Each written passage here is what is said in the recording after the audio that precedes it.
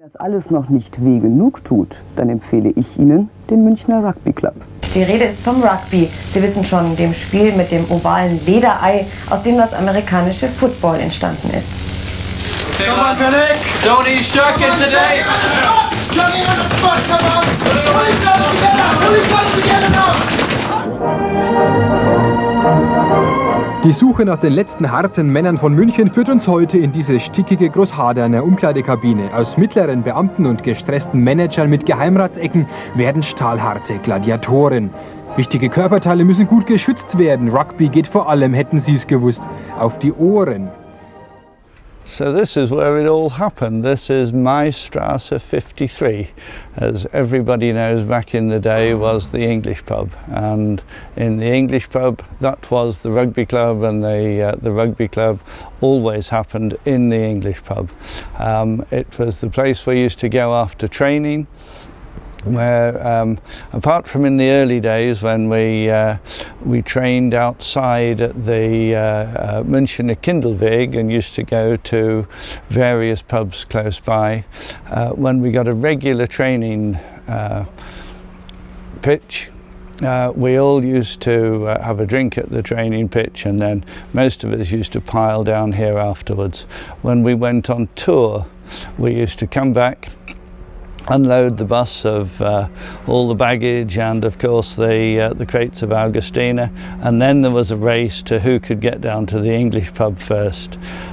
We had AGMs in here, we had most of our events in here, we had quizzes and whatever else we could do to raise the necessary funds to keep the club running. This was for many of us back in the 80s the centre of our lives, Munich Rugby Club. You met all your friends in the club, you did your sporting activities in the club, and this was the centre of everybody's life. Dafür muss man aber genau aufpassen, was man sagt. Als Foulspiel wird zum Beispiel auch Fluchen auf dem Feld anerkannt, weil es das Image des Sports schädigt. Alles klar, ich glaube der Platz der kann einem leid tun als Spieler, oder? Ach naja, das wächst ja wieder nach. Jetzt spielen wir erstmal eine Weile nicht, insofern denke ich, wird es schon gehen. Aber der hat schon eine Menge Arbeit jetzt. Oh, ich glaube nicht, dass er sich da viel Arbeit macht. Er lässt es einfach wachsen, denke ich. Alles klar, vielen Dank. Okay, danke. Okay, dann... Als ich angefangen habe, und ich habe ja noch mein eigenes Jubiläum, weil ich dieses Jahr 30 Jahre im Club bin. Ich bin im November 87 dazugekommen. Da war noch nichts mit eigenem Clubhaus. Wir haben mittwochs in Ramersdorf trainiert und unsere Heimspiele in Fürstenfeldbruck gemacht, zur Untermiete beim TuS Fürstenfeldbruck. Und ja, eigene Infrastruktur war dort eigentlich Fehlanzeige. Ja. Bis hin zu eigenes Zeug immer nach Ramersdorf bringen und wieder abbauen. Also das war schon eine ganz andere Sache. Sehr grassroots-mäßig, muss man sagen. Der speziell abgemixte Zaubertrank macht noch die Runde und wir fragen uns, wie viel Prozent sind da wohl drin? Gut geölt, der letzte Hilferuf an die Schutzengel des München Rugby Football Clubs. Die Fahrer, die waren sehr stark im Sturm und wir haben fast die ganze zweite Halbzeit in unseren eigenen Hälfte gespielt. Und wir konnten nicht rauskommen, ja, die waren zu stark eigentlich.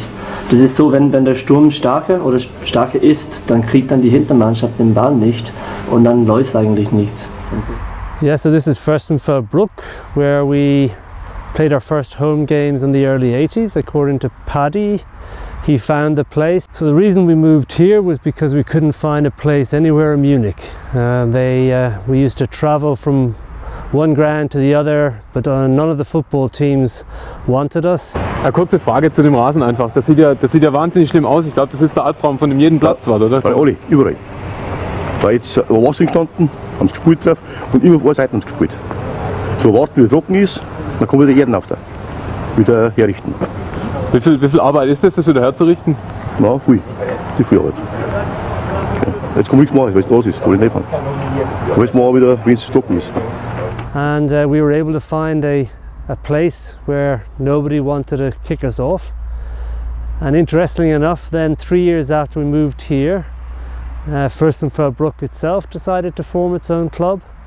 So from the first beginnings of rugby in 1977, by 1985 there were 2 clubs in the Munich area, and there was a very healthy rivalry between the 2 clubs from that day on. Some of my earliest memories here was when I first played here in 1988.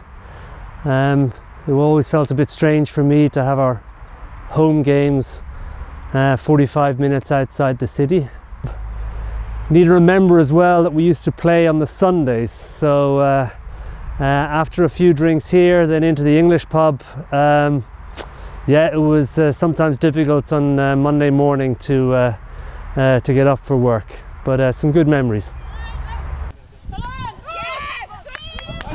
Also es ging los, dass ich, glaube ich, die erste war, die einzige Frau überhaupt beim MRFC vor 20 Jahren.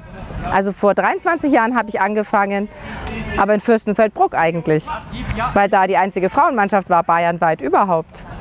Und ich bin da ewig rausgeeiert zum Training, 2, 3 Jahre lang. Und dann habe ich mir gedacht, nee, also das muss es doch auch in Näher geben.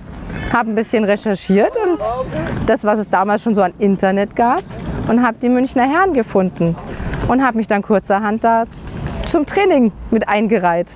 Bin hin, habe gemeint, hey, Rugby ist cool, ich bin eigentlich in Bruck bei den Frauen, aber einmal die Woche Training reicht mir nicht. Ich mache jetzt bei euch mit, und das war, Respekt, echt, war echt okay. Also ich wurde freundlich aufgenommen und durfte da immer mitmachen. Also wenn ich mir jetzt das Frauenteam vom MRFC anschaue, super, was draus geworden ist, und ich gucke drauf mit einem weinenden und einem lachenden Auge, weil irgendwie kann ich sagen mit Stolz, der Ursprung lag bei mir. Aber ich wäre jetzt auch wahnsinnig gern immer noch ein Teil davon, dass es jetzt so groß geworden ist. So gut auch. Die Mädels sind einfach gut geworden. Und wir haben damals einfach immer irgendwie so das Beste gemacht, was wir konnten, aber da war noch nicht viel Know-how dabei. Wir waren einfach super motiviert, aber wir waren noch nicht so richtig gut. Alors la différence qu'il y avait quand je suis arrivé avec les Français, il n'y en avait pas beaucoup surtout. Il y avait Jeff. En fait, moi je parlais pas du tout allemand et je croyais comprendre l'anglais, ce qui a été une erreur stratégique. Donc en fait, avec Jeff qui traduisait la plupart du temps, et Robert aussi qui me comprenait gentiment. Après, il y en a plus qui sont arrivés au fur et à mesure des années, de plus en plus. Vraiment de plus en plus. Il y avait même des Suisses par exemple, ou des choses comme ça, ou même des Allemands de Heidelberg qui parlaient français et tout. Donc je commençais à me faire comprendre, je commençais à comprendre les autres. C'est là que c'était un peu plus difficile, parce que c'était beaucoup plus facile quand je comprenais rien et que les autres ne me comprenaient pas. Après bon, j'ai dû faire... Mais c'était bien, c'était une période assez sympa quand même, quand tout nouveau, tout neuf, on comprend rien à ce que les gens disent, je trouvais ça sympa. Allez, à la vôtre.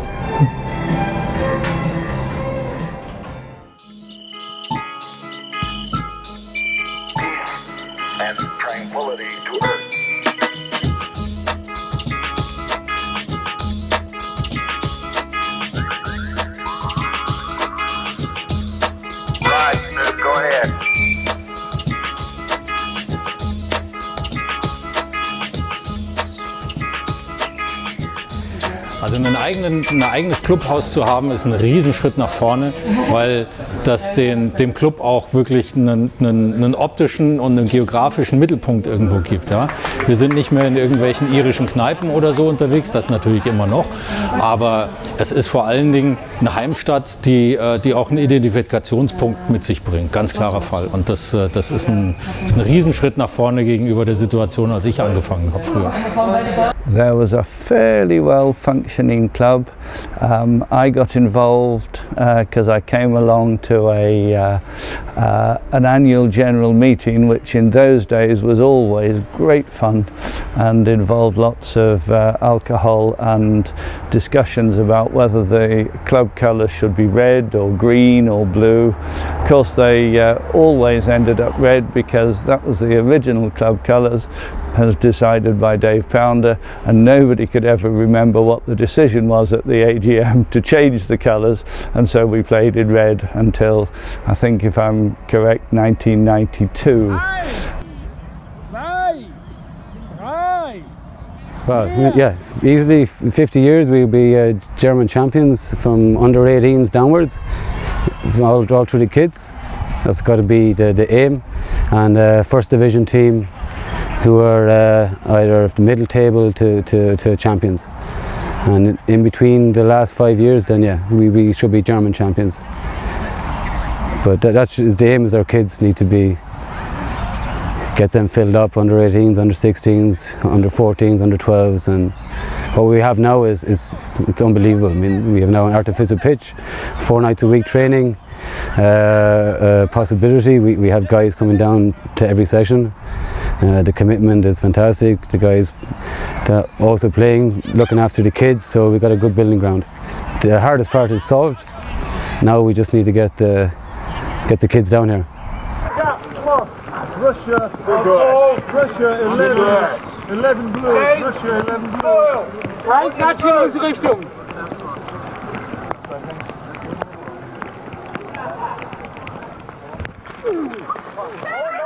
Yeah, so over the last 2 years since I've been coaching at the club, we've developed a huge amount already.